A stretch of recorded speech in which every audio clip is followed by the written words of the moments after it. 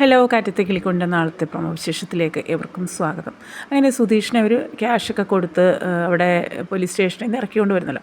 വീട്ടിൽ വന്നു കഴിയുമ്പോഴും സുധീഷിൻ്റെ പറച്ചിലെന്ന് വെച്ച് കഴിഞ്ഞാൽ ഈ പൈസ കൊടുക്കണ്ട, ക്യാഷ് കൊടുക്കണ്ടായിരുന്നു, താൻ നിരപരാധിയാണ്, തെറ്റൊന്നും ചെയ്തിട്ടില്ല എന്നൊക്കെയാണ് പറച്ചിൽ. അപ്പോൾ ഇത് കേൾക്കുമ്പോൾ ഹരിക്കാകെ ദേഷ്യം. ഹരീഷ് വന്നിട്ട് ഓരോന്നൊക്കെ പറയുകയാണ്, ഇയാളെന്തിനാണ് പിന്നെ അവിടെ വണ്ടി കൊണ്ട് തട്ടിയതും പോരാ, പിന്നെ അവരുടെ അടുത്ത് പിടിച്ചിട്ട് അടിക്കാൻ പോയതും തന്നെ വഴക്കിന് പോയെന്നൊക്കെ പറഞ്ഞാൽ ഓരോ കുത്തി പറയുകയാണ്. പറഞ്ഞ് അവർ തമ്മിൽ പിന്നെയും ഭയങ്കര അടിപിടിയായിട്ടോ. ഈ സമയത്ത് സുഭാഷ് വന്ന് പിടിച്ച് മാറ്റുന്നുണ്ട്. നിധിയും പറയുന്നുണ്ട് നിങ്ങൾ തമ്മിലൊന്ന് അടിക്കാതിരിക്കും പറഞ്ഞ് അങ്ങനെ പ്രശ്നം കഴിഞ്ഞ് അങ്ങ് പോവുകയാണ്. പിന്നീട് ഇതുപോലെ സുധീഷ് എന്ന് ബാഗിൽ നോക്കുകയാണ്. ബാഗിൽ നോക്കുമ്പോൾ താൻ വെച്ചിരുന്ന 25,000 രൂപ കാണുന്നില്ല. ഇതിലിരുന്ന പൈസ എന്ത് 25,000 രൂപ? അപ്പോൾ ഹരീഷ് പറഞ്ഞു, അത് ആ പൈസ ഞാനെടുത്തു. എന്തിനെടുത്തു? അത് നിന്നെ ഇറക്കാനായിട്ട് 50,000 രൂപ കൊടുക്കണ്ടായിരുന്നോ? അതിനൊക്കെ പൈസ ഞങ്ങളുടെ കയ്യിലില്ലായിരുന്നു, തികയത്തില്ലായിരുന്നു, അതിനെടുത്തു, നിൻ്റെ ആവശ്യത്തിനല്ലേ എടുത്തു. ഇത് കേൾക്കുമ്പോൾ സുധീഷിനങ്ങ് ദേഷ്യം വരണം. ആ പൈസ എടുക്കാൻ നിന്നോട് ആരാ പറഞ്ഞു? അപ്പോൾ ഹരീഷ് പറഞ്ഞു, ഞങ്ങൾ നിൻ്റെ ആവശ്യത്തിനല്ലേ എടുത്ത്. അപ്പം സുഭാഷിൻ്റെ അടുത്ത് പറയുന്നുണ്ട് ഹരീഷ്, ഇയാളെ ഇറക്കേണ്ട കാര്യമില്ലായിരുന്നു, ഇയാൾ സ്റ്റേഷനിൽ തന്നെ കിടന്നുകൊണ്ടാണ്, ഇയാൾ പൈസ കൊടുത്ത് ഇറക്കിയതാണ് കുഴപ്പമായി പോയത്, അതിൽ ഇയാൾ ഇത്രയും സംസാരിക്കുന്നതൊക്കെ പറഞ്ഞ് രണ്ടും കൂടെ ഭയങ്കര അടിയായി, പിടി അങ്ങോട്ടും ഇങ്ങോട്ടും അടിയായി.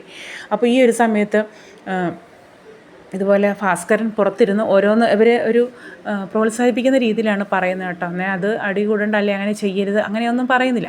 അപ്പോൾ ഈ ഒരു സമയത്ത് സുഭാഷ് പറയുന്നുണ്ട്, ഈ കുട്ടി അകത്തുണ്ട് നിധി, അവൾ കണ്ടു കഴിഞ്ഞാൽ പിന്നെ മോശമല്ലേ, നിങ്ങൾ എന്തെങ്ങനെ ഇടന്ന് അടിക്കുന്നതൊക്കെ പറയുകയാണ് കേട്ടോ. പിന്നെ അതുപോലെ തന്നെ നിധീൻ്റെ ഇടയ്ക്ക് ഭാസ്കരനോട് ദേഷ്യപ്പെടുന്നുണ്ട്, നിങ്ങളൊരു അച്ഛനാണോ?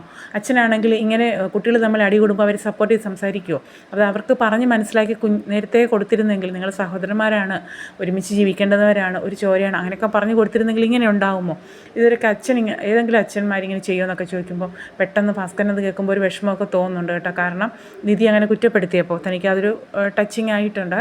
പിന്നെ അതുപോലെ തന്നെ രണ്ടും കൂടെ അടിപിടിയാവുന്നു. അങ്ങനെ പിന്നീടും യേശും സുഭാഷും ഒക്കെ വന്ന് പിടിച്ച് മാറ്റുകയാണ് കേട്ടോ.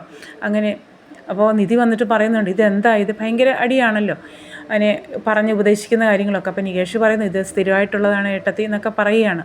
അപ്പോൾ ഇതെല്ലാം കഴിഞ്ഞിട്ട് സുധീഷ് മാനസികമായിട്ട് ഭയങ്കരമായിട്ട് തകർന്നുണ്ട്. എല്ലായിടത്തും പ്രശ്നങ്ങളും അങ്ങനെ നേരെ ഒന്ന് അവിടെ പോയി ഒരു ബിയർ കഴിക്കാമെന്ന് വെച്ചിട്ട് അവിടെ ഇങ്ങനെ ഇരിക്കുന്ന സമയത്ത് നോക്കുമ്പോൾ തൊട്ടപ്പുറത്ത് നോക്കുന്നു ഭാസ്കരൻ ഇരിക്കുന്നു. ഭാസ്കരൻ ഇങ്ങനെ അന്താളിച്ച് നോക്കുമ്പോൾ തിരിച്ച് ഭാസ്കരനും കാണുന്നുണ്ട്. കൊള്ളാം, നല്ല മാറ്റം ഉണ്ടെന്നാണ് ഭാസ്കരൻ പറയുന്നത്. അത് അച്ഛാന്ന് പറയുന്നില്ല, ഞാൻ തെറ്റൊന്നും ചെയ്തിട്ടില്ല, എൻ്റെ ഭാഗത്ത് യാതൊരു തെറ്റുമില്ല, അത് അവരുടെ ഭാഗത്താണ് തെറ്റ്. അതൊക്കെ നിൻ്റെ വീട്ടിൽ പോയി നീ അവരെ പറഞ്ഞ് മനസ്സിലാക്കണം. അത് അവരോട് പോയി മാപ്പ് പറഞ്ഞാൽ അല്ലെങ്കിൽ കാര്യങ്ങൾ പറഞ്ഞ് മനസ്സിലാക്കി തീരുന്ന പ്രശ്നമേ ഉള്ളൂ. അവൾ നിൻ്റെ ഭാര്യയാണ്, അപ്പോൾ അവൾ അത് പറഞ്ഞ് മനസ്സിലാക്കേണ്ടത് നിൻ്റെ കടമയാണെന്നൊക്കെ പറഞ്ഞ് അച്ഛൻ കുറച്ച് ഉപദേശങ്ങളൊക്കെ കൊടുക്കുകയാണ് കേട്ടോ. പിന്നീട് സുധീഷ് തിരിച്ച് വീട്ടിൽ വരുമ്പോൾ എല്ലാവരും ഉണ്ട്. സുഭാഷും നികേഷും ഹരീഷും എല്ലാവരും ഉണ്ട്, നിധിയുണ്ട്.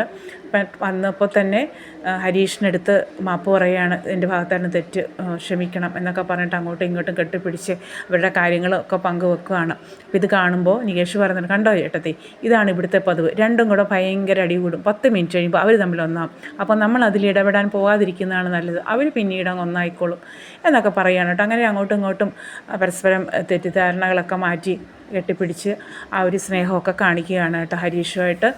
അപ്പോൾ പിറ്റേന്ന് രാവിലെ സുധീഷ് ഇങ്ങനെ ചാടി എണീറ്റിട്ട് ഹരീഷിനെ വിളിക്കുകയാണ്, വാ നമുക്ക് ഒരിടം വരെ പോകണം, വണ്ടിയില്ലല്ലോ. അപ്പോൾ 1 മാസത്തേക്ക് അവർ ലൈസൻസ് അങ്ങ് വാങ്ങി വെച്ചിരിക്കുകയല്ലേ. അപ്പോൾ ഹരീഷ് ചോദിക്കുന്നത്, അത് എവിടെ പോകാനിടയെന്ന് ചോദിക്കുകയാണ് കേട്ടോ.